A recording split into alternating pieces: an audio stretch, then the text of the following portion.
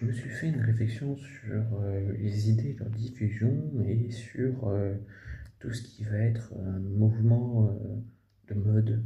Pas la mode, les vêtements, mais plutôt effet de mode. Donc, du coup, c'était par exemple Justin Bieber, c'était par exemple les BTS, et là, on peut prendre l'exemple des Wook. Je me dis, en fait, ça a évolué un peu comme, euh, comme la vie, en fait, c'est-à-dire que je prends l'exemple des boîtes de pétri.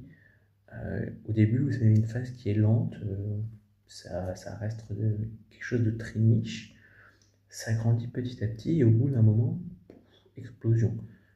Ça devient absolument mainstream, il y a de plus en plus de gens qui sont fans, on voit les fans hardcore aussi qui se développent, euh, et en parallèle, vu que le mouvement commence à vraiment prendre de l'ampleur, tous ceux qui au début n'aimaient pas vont petit à petit aussi donner leur propre mouvement, c'est-à-dire un mouvement potentiellement de haters. Alors là, les raisons peuvent être multiples parce que soit la personne s'est fait tirer, soit la personne, je sais pas, juste n'aime pas ça, c'est pas quelque chose qu'elle apprécie, et peut-être qu'elle a eu une mauvaise expérience, je sais pas.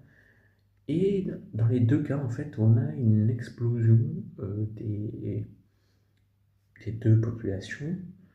On atteint au bout de je sais pas quand un plateau où ça y est, ça commence à être le long déclin.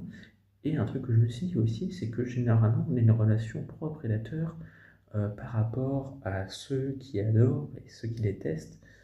C'est-à-dire qu'au plus on va avoir de gens qui adorent, au plus on va avoir de gens qui détestent. Un peu comme si on a une population de lapins, bah, du coup les renards qui mangent les lapins peuvent être plus nombreux. Par contre, dès que la phase de déclin commence à être là, ou soit parce que ça n'attire plus, ou parce qu'il y a trop de prédateurs, bah, tout se casse la gueule. Et même le nombre de prédateurs se casse la gueule.